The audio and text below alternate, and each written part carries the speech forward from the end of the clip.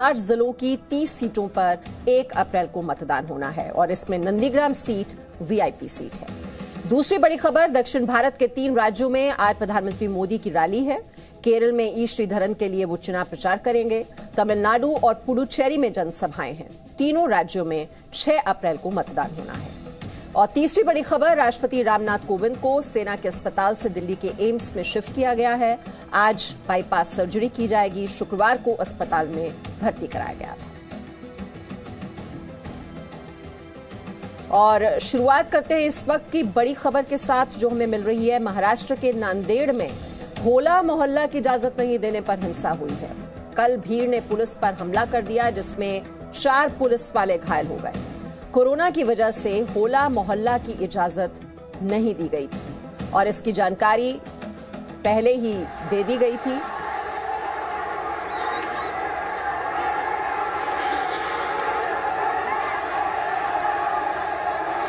Police ने आयोजकों को इसके बारे में जानकारी दी थी, लेकिन कल शाम 4 बजे के आसपास होला मोहल्ला प्रतीकात्मक रूप से निकालते समय भारी भीड़ वहां पर जमा हो गई और उनमें से कुछ लोगों ने पुलिस पर हमला कर दिया। भीड़ ने कुछ गाड़ियों में आग भी लगा दी। प्रशासन ने 200 से ज्यादा लोगों पर तोड़फोड़ का केस दर्ज किया है। तो नांदेड़ में होला मोहल्ला कार्यक्रम के दौरान ये हिंसा, दरअसल इस पर रोक लगाई गई थी, इजाजत नहीं दी गई थी कोविड की वजह से, और जब रोका गया तो ये भीड़ वहां पर हिंसक हो गई। 200 से ज्यादा लोगों पर तोड़फोड़ का केस दर्ज किया गया है।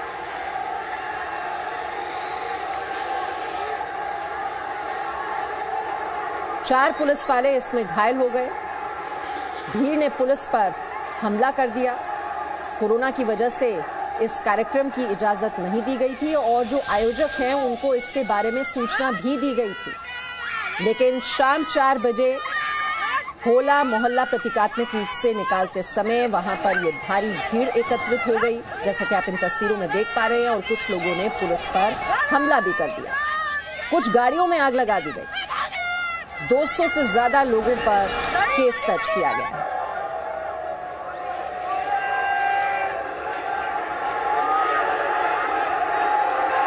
तो नांदेड़ की तस्वीरें आप इस वक्त देख रहे हैं, किस तरह से वहां पर भीड़ जमा हो गई।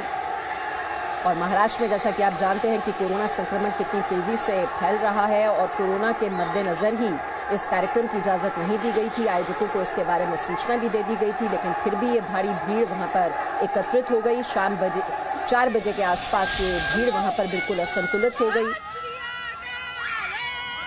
और पुलिस वालों पर हमला कर दिया इस भीड़ ने। कई पुलिस वाले इसमें घायल हुए हैं। 200 से ज्यादा लोगों पर तोड़फोड़ का केस दर्ज किया गया है। कई गाड़ियों में वहां पर आग लगा दी गई। ये देखिए, ये किस तरह से तोड़फोड़ की गई है। कारों में कई वाहनों को क्षतिग्रस्त वहां पर कर दिया गया।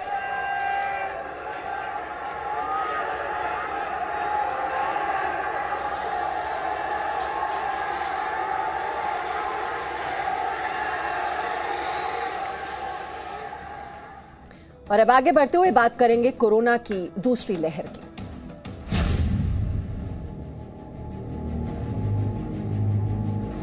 फिर से याद कराता हूं, दवाई भी कड़ाई भी, दवाई भी कड़ाई भी। जी मेरा कहना है कि 2 गज की दूरी और मास्क है जरूरी।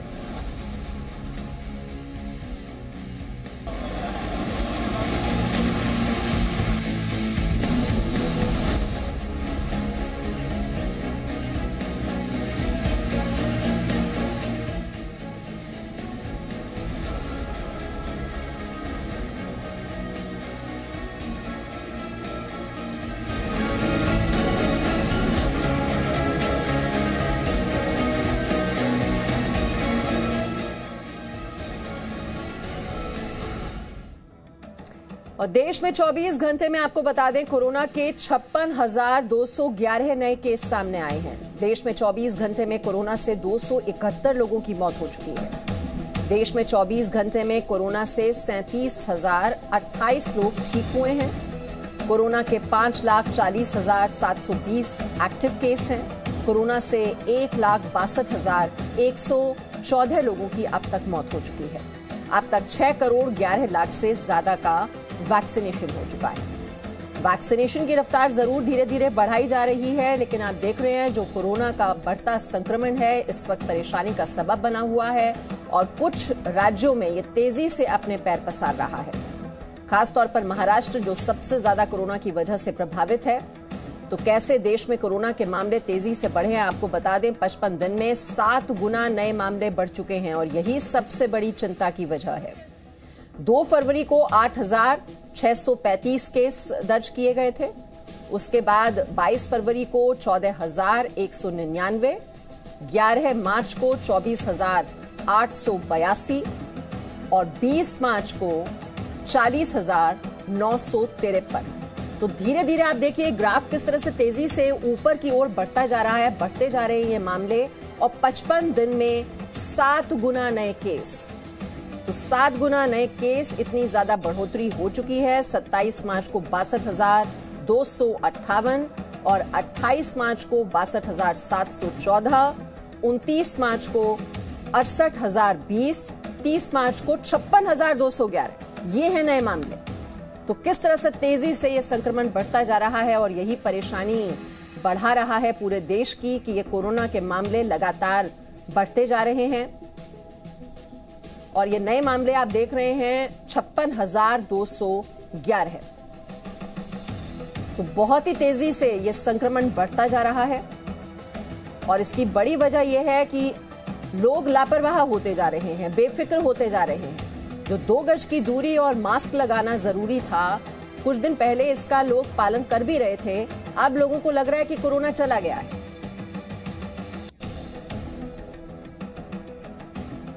और ये जो आप देख रहे हैं आंकड़े जो अभी आपको कम नजर आ रहे हैं, जो ग्राफ हम आपको दिखा रहे हैं कि दरअसल कल होली का दिन था तो टेस्टिंग जो है वो कम हुई है, उस वजह से आपको ये आंकड़े जरूर कम नजर आ रहे हैं पहले के मुकाबले, क्योंकि पहले 68,000 हो चुके थे और अब ये 56,000।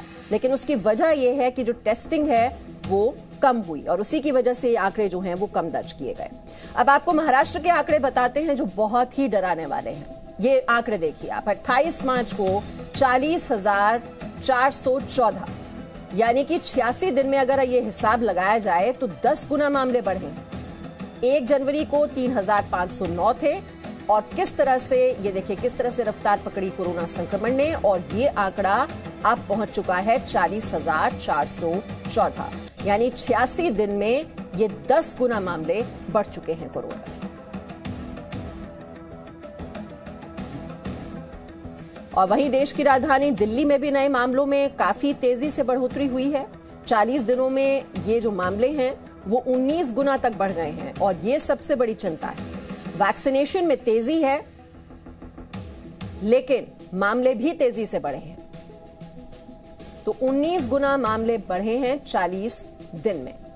तो कहां ये 94 था फिगर 16 फरवरी को और 28 मार्च आते आते ये फिगर अब पहुंच चुका है 1,881।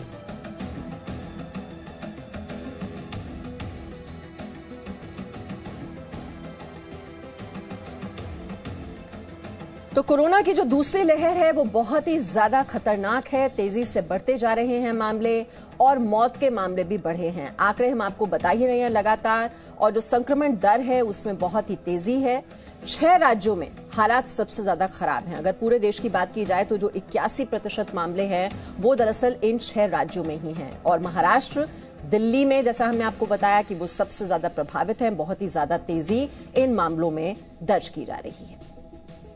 और इस वक्त हमारे रिपोर्टर्स भी हमारे साथ जुड़ चुके हैं। दिल्ली से ब्रह्म प्रकाश दुबे हमारे साथ हैं, मुंबई से प्रशांत अंकुश हमारे साथ जुड़े हुए हैं, सत्य प्रकाश रायपुर से हमारे साथ जुड़े हुए हैं। सबसे पहले तो ब्रह्म, ये जो कोरोना संक्रमण की रफ्तार है बिल्कुल बेकाबू होती जा रही है और जैसे जैसे ये मामले बढ़ रहे हैं जो अब बोझ पड़ेगा अस्पतालों पे भी, अगर हम बात करें जो वेंटिलेटर बेड्स है, जो इंफ्रास्ट्रक्चर है हमारा, अब उस पर भी प्रेशर नजर आ रहा है। जैसे जैसे अब अस्पतालों में जो संख्या है मरीजों की वो बढ़ती जा रही है, किस तरह से इसको डील किया जाएगा, टैकल किया जाएगा, राज्य सरकार की योजना है क्या? हाँ मीमांसा, देखिए देश के 46 जिले ऐसे हैं जहां पर कोरोना संक्रमण तेजी से बढ़ रहा है, जो देश के लिए चुनौती बन गए हैं। अगर मध्य फरवरी से आप देखें तो लगातार मामले फिर से बढ़ने लगे हैं और अब आप देखिए बीते एक सप्ताह से 50,000 से ज्यादा संक्रमण के मामले आ रहे हैं। और यदि यही रफ्तार रही तो बड़े पैमाने पर बेड की कमी भी होगी, डॉक्टरों की भी कमी होगी। हालांकि पिछले साल बड़े पैमाने पर इंतजाम किए गए थे, लेकिन जैसे जैसे कोरोना संक्रमण कम हुआ था तो जो दूसरी बीमारियों के मरीजों का इलाज है वो शुरू कर दिया था अस्पतालों ने, और कोरोना मरीजों के बेड कम कर दिए थे। लेकिन अब देखा गया है कि आप देखिए कि पूरे मार्च भर कोरोना संक्रमण के मामलों में बढ़ोतरी होती रही है। कल ही स्वास्थ्य मंत्रालय ने जो 46 जिले जिन राज्यों में आते हैं उनको फिर से एक बार नए सिरे से गाइडलाइन दी है, नए सिरे से निर्देश जारी किए हैं। और सबसे महत्वपूर्ण बात यह है मीमांसा कि राज्यों से कहा गया है कि यदि आपके जिले में कोरोना संक्रमण के मामले बढ़ रहे हैं तो उसी लिहाज से आप कंटेनमेंट जोन बनाइए उन जिलों में, ताकि उसको कंट्रोल किया जा सके। क्योंकि सिर्फ वैक्सीनेशन भर से अभी कोरोना संक्रमण काबू में नहीं किया जा सकता है, टेस्टिंग बहुत ज्यादा होनी है। और सबसे महत्वपूर्ण बात है कि जो लोग संक्रमित हो रहे हैं उनको कंटेनमेंट जोन बनाया जाए, उसमें रखा जाए, और जो लोग उनके टच में आए हैं उनको अलग रखा जाए। तो इस तरह की व्यवस्था करने को राज्यों को कहा गया है। केंद्र हर दिन समीक्षा भी कर रहा है, स्वास्थ्य मंत्रालय। लेकिन आप देखिए कि बीते एक सप्ताह से लगातार 50,000 से ज्यादा मामले चुनौती बनते जा रहे हैं। पिछली बार सितंबर में मैक्सिमम थे, 1 लाख के लगभग मामले आने लगे थे, और अब फिर इसमें बढ़ोतरी हो रही है। मीमांसा जी, और यही हाल महाराष्ट्र जो कि सबसे ज्यादा प्रभावित है, और मुंबई से प्रशांत हमारे साथ हैं। प्रशांत, वहां पर नाइट कर्फ्यू तो लगा ही दिया गया है, संकेत तो लॉकडाउन के भी दिए जा रहे थे, लेकिन उसको लेकर भी एक राय नहीं है सरकार के बीच। लेकिन वही बात है कि जो इंफ्रास्ट्रक्चर है अब उसमें भी अब डॉक्टरों की कमी, हॉस्पिटल्स की कमी, वेंटिलेटर बेड्स की कमी, ये भी महसूस की जा रही है महाराष्ट्र में। अब आगे जो प्रधानमंत्री नरेंद्र मोदी भी कह रहे थे बैठक में कि टेस्ट, ट्रैक और ट्रीट करना, वो कितना नजर आ रहा है ग्राउंड पर? सही कहा आपने, जैसे जैसे मरीजों की संख्या बढ़ती जा रही है वैसे अस्पताल में जो बेड है उनकी संख्या जो है कम होती जा रही है। क्योंकि जो एक बार मरीज एडमिट होने के बाद वो कम से कम 8 या 10 या 14 दिन तक वो उस बेड पे ऑक्यूपाई कर लेता है, और इसी के वजह से मरीज़ जो है वो 14 दिन तक वो अस्पताल में कम से कम रहता है, और इसी के वजह से है जो अस्पताल में जो बेड है उनकी संख्या देखिए कम होते दिखाई दे रही है। अगर आज मुंबई की बात करें तो कल 12 लोगों की मौत हो गई है। महाराष्ट्र की बात करें तो 102 लोगों की मौत जो है वो कोरोना संक्रमित होने की वजह से हुई है। 31,000 से ज़्यादा लोग जो है महाराष्ट्र में संक्रमित पाए गए हैं। ये बड़ा आंकड़ा जो है वो आ रहा है। अभी नाइट कर्फ्यू जो है वो लगाया गया है, शाम को 8 बजे से लेके सुबह 7 बजे तक कुछ जो सार्वजनिक इलाके हैं उनको बंद किया गया है। नाइट कर्फ्यू में बोला गया है उसमें 5 से ज़्यादा लोगों को एक साथ में नहीं रुकना है। मगर ये सब प्रशासन की ओर से चलते हुए भी जो नागरिक है वो कुछ ढिलाई बरतते दिखाई दे रहे हैं, क्योंकि मास्क नहीं लगा रहे हैं, 2 गज की दूरी नहीं लगा रहे, हाथ नहीं धो रहे, और जो संक्रमण जो बढ़ रहा है उसके पीछे थोड़ी दूसरी भी कारण है। जैसे मुंबई की लोकल ट्रेन है उसकी आवाजाही में बढ़ोतरी हो गई है, उसमें गर्दी दिखाई दे रही है, भीड़ दिखाई दे रही है, और ये सब होते होते प्रशांत जो बात आप कह रहे हैं कि नागरिकों को भी तो अपनी जिम्मेदारी यहाँ पर निभानी होगी, लेकिन सत्य प्रकाश, ये वहां पर 2 गज की दूरी और जो मास्क हम बार बार कह रहे हैं कि दवाई और कड़ाई दोनों अभी भी जरूरी हैं, क्या वहां नजर आ रहा है या लोग बहुत लापरवाह हो चुके हैं? देखिए बिल्कुल, देखिए छत्तीसगढ़ महाराष्ट्र का पड़ोसी राज्य है, और इस बात की आशंका पहले ही जाहिर की जा रही थी कि जिस तरह से फिर से महाराष्ट्र में कोरोना संक्रमण तेजी से बढ़ रहा है, छत्तीसगढ़ भी उससे अछूता नहीं रहेगा, और कमोबेश स्थिति अभी वहीं दिखाई दे रही है। टॉप 5 जहां पे 24 घंटे में सबसे ज्यादा मौतें कोरोना की वजह से हो रही है, उसमें छत्तीसगढ़ अभी छोटा राज्य होने के बावजूद शुमार में है। पिछले 24 घंटे की अगर हम बात कहें तो 18 मौतें हुई हैं। जहां तक जांच की बात है, होली की वजह से करीब 8,200 के आसपास लोगों की ही कोरोना की टेस्टिंग हुई है पिछले 24 घंटे के दौरान, लेकिन उसमें 1400 के आसपास लोगों में संक्रमण पाया गया है। कुछ जिले तो ऐसे हैं जहां पे 40%, 50% से ज्यादा जिनकी टेस्टिंग हो रही है उसमें संक्रमित व्यक्ति पाए जा रहे हैं। तो स्थिति अभी फिलहाल 2-3 ऐसे जिले हैं छत्तीसगढ़ में, विशेष तौर पे रायपुर, दुर्ग, बेमेतरा और बिलासपुर, जहां पे कोरोना संक्रमण बेहद तेजी से फैल रहा है। हालांकि जहां तक सरकार के उपायों की बात करें तो रात 9 बजे के बाद से तमाम दुकानों को बंद करने के आदेश जहां पे संक्रमण का दायरा ज्यादा है उन शहरों के लिए दिया गया है। इसके अलावा कलेक्टर्स अपनी जो स्थिति है उसके आकलन के हिसाब से निर्णय ले रहे हैं। तो फिलहाल कोरोना जो है वो बिल्कुल आउट ऑफ कंट्रोल होता जा रहा है और राज्य सरकार ठीक है कि अपनी ओर से सख्ती दिखाएगी, लेकिन ये हम सबको मिलकर करना है, क्योंकि जिस अनुशासन का परिचय हमने कुछ दिनों पहले दिखाया था उसी का परिचय हमें एक बार फिर से देना होगा। और ये देखिए कोरोना की जो दूसरी लहर आई है इसमें कैसे चाहे आम लोग हों, खास लोग हों, सभी इससे प्रभावित हो रहे हैं। कौन कौन संक्रमित हुए हैं इस फहरिस्त में आपने देखा, सचिन तेंदुलकर वो हाल ही में कोरोना संक्रमित हो गए, इरफान पठान वो भी कोरोना पॉजिटिव हो गए, फारूक अब्दुल्ला के बारे में जानकारी मिल रही है, आज ही ट्वीट किया गया है कि वो भी कोरोना पॉजिटिव हो गए हैं। रतन लाल कटारिया केंद्रीय मंत्री, ये भी जो कोरोना की दूसरी लहर आई है उसमें ये भी प्रभावित हुए हैं। परेश रावल कोरोना पॉजिटिव हो गए हैं। तो ये जो फहरिस्त है ये लंबी होती जा रही है। विक्रांत ये भी कोरोना पॉजिटिव हैं। अब ऐसे में अगर इसको हमें कंट्रोल करना है तो हमें मिलजुल कर करना होगा। राज्य सरकार अपनी ओर से सख्ती कर रही है, लेकिन हमें ध्यान रखना है, मास्क पहनना है और 2 गज की दूरी का पालन करना। एक छोटे से ब्रेक के लिए रुक रहे हैं, लौटते हैं।